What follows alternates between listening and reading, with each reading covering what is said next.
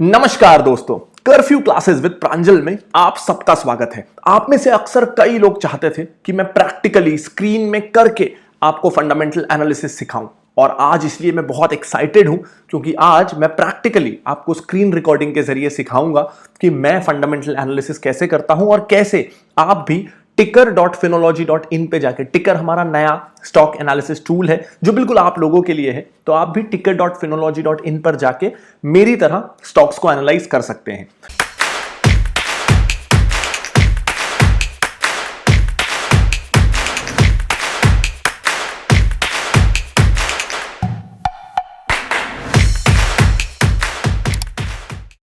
और आप ध्यान रखिए कि अगले 20 दिन रोज एक वीडियो आएगा और ये वीडियो शुरू में बड़े सिंपल रहेंगे और जैसे जैसे दिन बढ़ते जाएंगे और आप सीखते जाएंगे तो ये वीडियोस थोड़े कॉम्प्लेक्स होते जाएंगे और 20 दिन के बाद मुझे पूरी उम्मीद है कि आप भी काफी हद तक स्टॉक्स एनालाइज कर सकेंगे।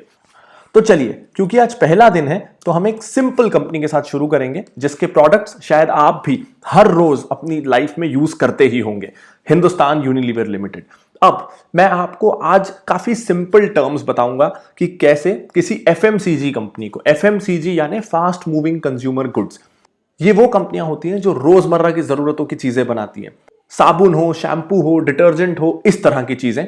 और हिंदुस्तान यूनिलीवर भारत में एफएमसीजी में सबसे बड़ी कंपनी है। अब आज पहला दिन है तो मैं बिल्कुल बेसिक्स के साथ शुरू करूंगा ताकि कोई भी, चाहे उसे बिल्कुल भी इन्वेस्टिंग ना आती हो तो भी वो इन वीडियो सीरीज के जरिए इन्वेस्टिंग सीख सके। तो हम शुरू करेंगे उसी ऑर्डर में जिस ऑर्डर में डेटा दिया हुआ है। सबसे पहले बात करते हैं मार्केट कैप की कि ये मार्केट कैप क्या होता है। देखिए, बहुत सिंपल है। अगर आप कोई कंपनी पूरी खरीदना चाहें, यानी 100% किसी कंपनी के आप ओनर बनना चाहें, तो आपको कितने पैसे देने पड़ेंगे, ये हमें बताता है मार्केट कैप। हिंदुस्तान यूनिलीवर के केस में लगभग आपको 4.5 लाख करोड़ रुपए, यानी 5 लाख करोड़ से कुछ कम रुपए आपको देने पड़ेंगे हिंदुस्तान यूनिलीवर को पूरा खरीदने के लिए। 4.5 लाख करोड़ रुपए, ये हिंदुस्तान की सबसे बड़ी कंपनियों में से एक है। तो ये होता है मार्केट कैप। अब मार्केट कैप कैसे निकलता है? मार्केट कैपिटलाइजेशन निकालना बहुत सिंपल है। आपको करना है बस एक चीज, आपको लेना है कि शेयर का दाम कितना है। जैसे अभी इस वीडियो को रिकॉर्ड करते समय इस शेयर का दाम दिखा रहा है 2190 रुपए। तो आपको ये लेना है और आपको उसे मल्टीप्लाई कर देना है नंबर ऑफ शेयर्स के साथ। तो आज हिंदुस्तान यूनिलीवर के टोटल शेयर्स हैं 216 करोड़ शेयर्स। तो 216 करोड़ शेयर्स को अगर आप 2190 से मल्टीप्लाई करेंगे तो लगभग ये अमाउंट आपको मिल जाएगा। तो मार्केट कैप सिंपली है एक शेयर का दाम इनटू नंबर ऑफ शेयर्स। तो अगर आप सारे शेयर्स किसी कंपनी के खरीदेंगे तो आपको कितने पैसे देने पड़ेंगे, ये हमें बताता है मार्केट कैप। तो इससे हमें किसी कंपनी के साइज का, कि वो कितनी बड़ी है, उसका अंदाजा लगता है। और मार्केट कैप एक और बहुत इंटरेस्टिंग कंपैरिजन के काम आता है, बहुत काम आता है मेरे ये स्टॉक्स को सिलेक्ट करने में। कैसे, वो मैं आपको इस वीडियो के एंड में बताऊंगा, वो थोड़ा सा एडवांस्ड है। अब आज आपको एक बात का ध्यान रखना है कि ये जो 20 क्लासेस हैं ये थोड़ी मैथमेटिक्स क्लासेस की जैसी है, यानी हर बार आपको कुछ नया सीखने मिलेगा जो पिछले वीडियो में सिखाई गई चीज से कनेक्टेड रहेगा। इसीलिए ये जरूरी है कि आप इन वीडियोस को लाइन से देखें और सारे वीडियोस को देखें, क्योंकि कौन सी चीज इंपॉर्टेंट है, कौन से रेशो पे आपको ध्यान देना है, किस हेडिंग पे आपको ध्यान देना है, ये कंपनी क्या बिजनेस करती है उस पर भी डिपेंड करता है। तो वो समझना भी बहुत जरूरी है। अब हम नेक्स्ट रेशो की तरफ आते हैं जो है पीई रेशो। पीई रेशो यानी प्राइस टू अर्निंग रेशो। अब ये क्या होता है, इसे समझने के लिए पहले हमें कुछ और चीजें समझनी पड़ेंगी। जैसा मैंने कहा, फाइनेंस में, इन्वेस्टिंग में हर चीज आपस में कनेक्टेड है। तो पीई रेशो क्या होता है, यह समझने के लिए हमें पहले अर्निंग पर शेयर क्या होता है यह समझना पड़ेगा। अर्निंग पर शेयर को मैं आपको एक सिंपल एग्जांपल से समझाता हूं। मान लीजिए एक दुकान है जो साल का 100 रुपए कमाती है। अब उस दुकान के 4 पार्टनर्स हैं और सबका हिस्सा 1/4 1/4 1/4 1/4 है, यानी हर कोई उस दुकान में 25% का पार्टनर है। तो अब अगर 4 शेयर हैं उस दुकान के और एक शेयर चारों के पास है और वो दुकान टोटल कमाती है 100 रुपए, यानी उस दुकान का नेट प्रॉफिट है 100 रुपए। और टोटल शेयर्स कितने हैं उस दुकान के, जैसा नंबर ऑफ शेयर्स हम यहां देख रहे हैं, उस दुकान में नंबर ऑफ शेयर्स हैं 4, टोटल प्रॉफिट है 100, नंबर ऑफ शेयर्स हैं 4, तो पर शेयर कितना प्रॉफिट हुआ, एक इंसान को कितना प्रॉफिट मिला, 25 रुपए। तो वही है अर्निंग पर शेयर। तो इस केस में, हिंदुस्तान यूनिलीवर के केस में अर्निंग पर शेयर लगभग 28 रुपए में है। मैं उम्मीद करता हूं अर्निंग पर शेयर आपको क्लियर होगा कि कंपनी का टोटल मुनाफा कितना हो रहा है, उसको आप डिवाइड कर दीजिए कि कंपनी के टोटल शेयर्स कितने हैं, यानी नेट प्रॉफिट को मैं डिवाइड कर दूंगा नंबर ऑफ शेयर्स से, तो आ जाएगा अर्निंग पर शेयर।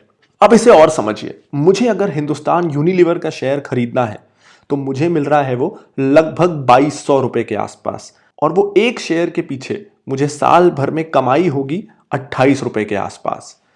तो पीई का क्या मतलब है?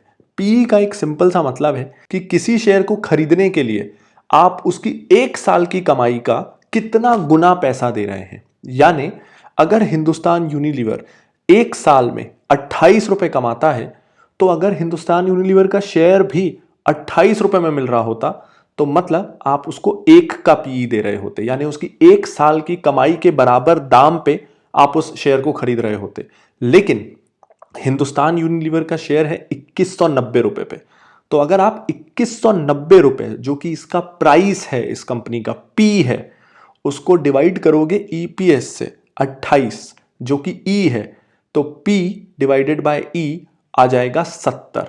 यानी आप हिंदुस्तान यूनिलीवर को खरीदने के लिए आज जो उसकी एक साल की कमाई है, पर शेयर कमाई, उसका 70 गुना पैसा दे रहे हो। तो अब ये 70 का पी ज्यादा है कि कम है, आपको ये शेयर लेना चाहिए कि नहीं, इसको आप खुद से पूछिए।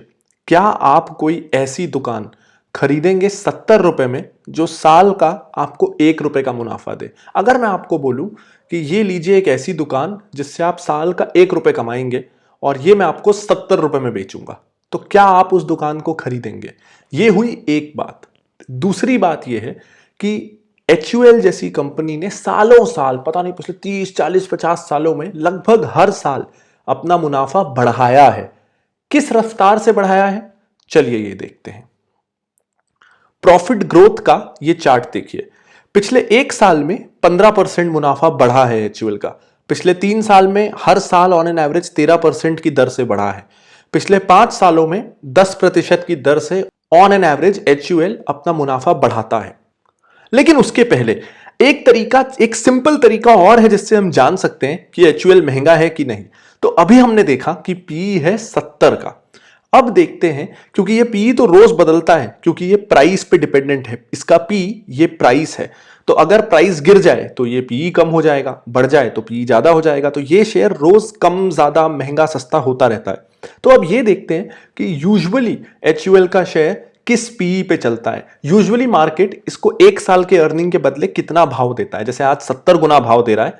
जरा हिस्ट्री देखते हैं। तो आपको जरा सा स्क्रॉल करना है, आपको ये 6 महीने, साल भर, 3 साल से ज्यादा और 5 साल से ज्यादा वाला डेटा मिलेगा। जैसे 5 साल से ज्यादा वाले में लगभग 8 साल का डेटा आपको मिल रहा है, और ये आपको बता रहा है कि एचयूएल यूजुअली कितने पीई पे चलता है।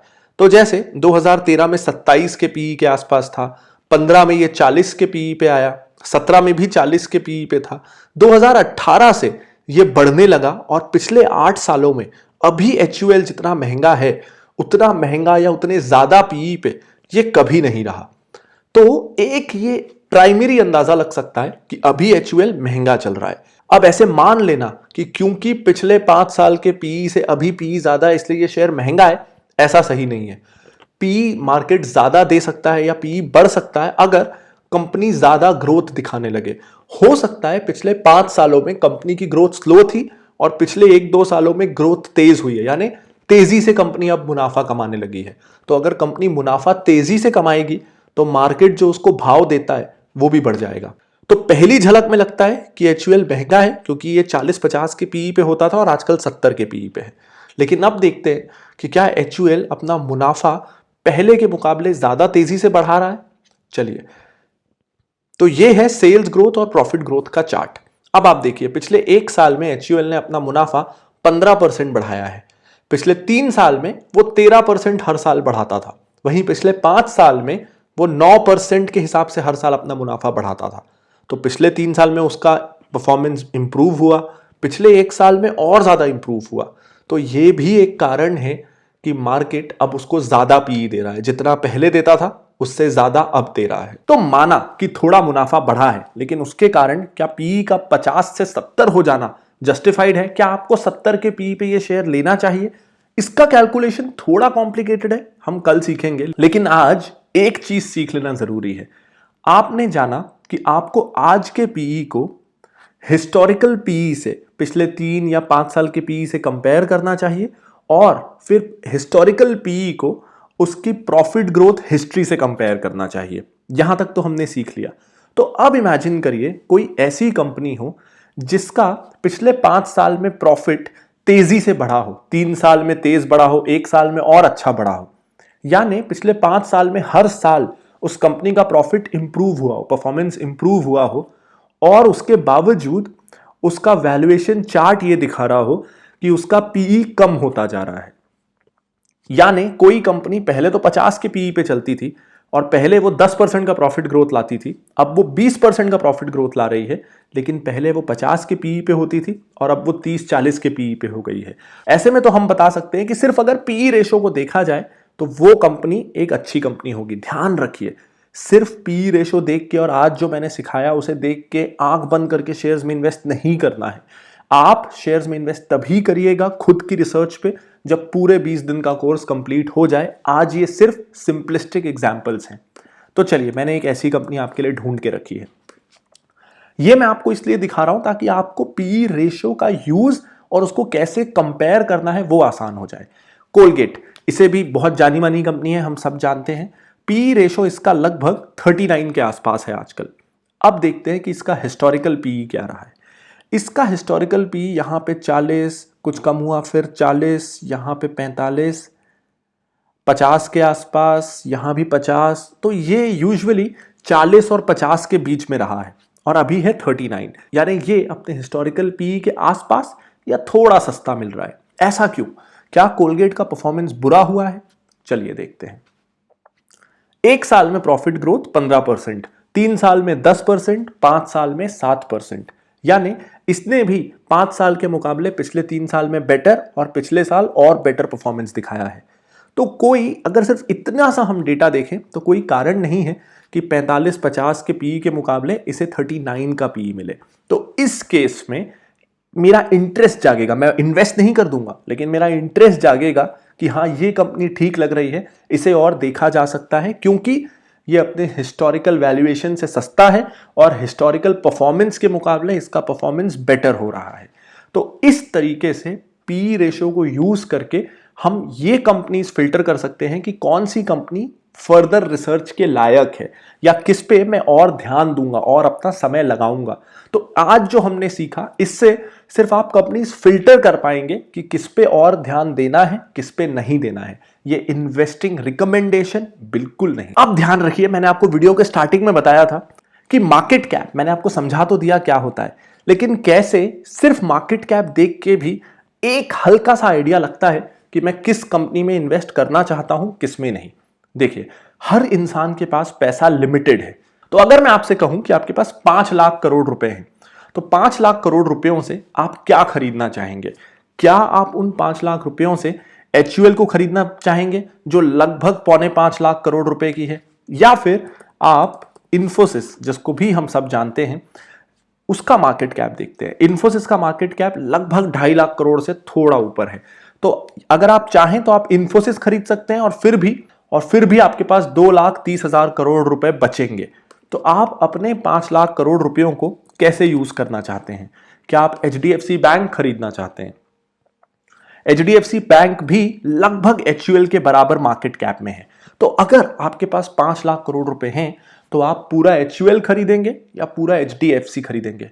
क्या आप साबुन, केचप, नूडल्स बनाने वाली कंपनी खरीदना पसंद करेंगे, या आप देश का सबसे बड़ा, सबसे वेल मैनेज्ड बैंक खरीदना पसंद करेंगे? तो इस तरीके से जब आप industry by industry, company by company ऐसे सोचेंगे कि मेरे पास इतने रुपए हैं, इस रुपए में मैं क्या क्या खरीद सकता हूं। जैसे जब हम खाने जाते थे, स्कूल में बच्चे थे, हमको घर वाले 50 या 100 रुपए पॉकेट मनी दे के भेजते थे, तो और बहुत सारे बाहर चाट पकौड़ी कई तरह के स्टॉल होते थे।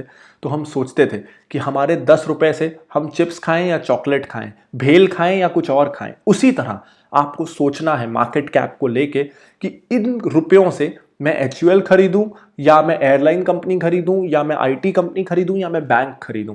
तो उससे भी आपका इंट्यूशन आपको आइडिया देगा कि कहां आपको अपने कीमती रुपयों को लगाना चाहिए, क्योंकि आपके रुपए हमेशा लिमिटेड हैं और उसका बेस्ट यूज आपको इंट्यूटिवली आ जाएगा अगर आप मार्केट कैप को इस तरीके से अक्रॉस इंडस्ट्रीज कंपेयर करेंगे। तो आज का ये इंट्रोडक्टरी वीडियो उम्मीद करता हूं कि आपको सिंपल लगा होगा और आप समझ पाए होंगे। अगर आपको थोड़ा डिफिकल्ट लगा ये वीडियो तो प्लीज कमेंट करके बता दीजिएगा कि आपको क्या समझ में नहीं आया या क्या डिफिकल्ट लगा, और आई विल मेक श्योर कि उन डाउट्स को मैं कल क्लियर कर सकूं। और इसी तरह अगर आप डिटेल्ड इन्वेस्टिंग सीखना चाहते हैं साल भर तक, तो आप ज्वाइन कर सकते हैं अकेडमी ऑफ वैल्यू इन्वेस्टिंग को, जहां मैं और मेरी टीम आपको साल भर तक text lessons, quizzes, videos, downloadable materials और कंपनी की रिसर्च रिपोर्ट्स, एक्सेल शीट, हर तरीके से आपको सिखाएंगी वैल्यू इन्वेस्टिंग करना और एक एक्सपर्ट इन्वेस्टर बनना।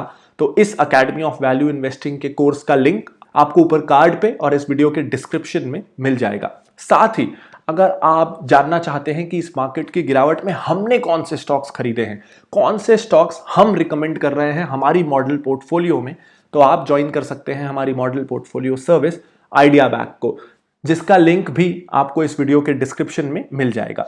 आज का अगर ये वीडियो पसंद आया हो तो इसे शेयर करना बिल्कुल मत भूलिएगा, और आप भी अपना टिकर पे अकाउंट जरूर बना दीजिएगा ताकि इस तरह की रिसर्च आप भी शुरू कर सके और जो कुछ हम रोज सीख रहे हैं उसे प्रैक्टिस कर सकें। मिलते हैं कल शाम 7 बजे कर्फ्यू क्लासेस विद प्रांजल में। Bye bye.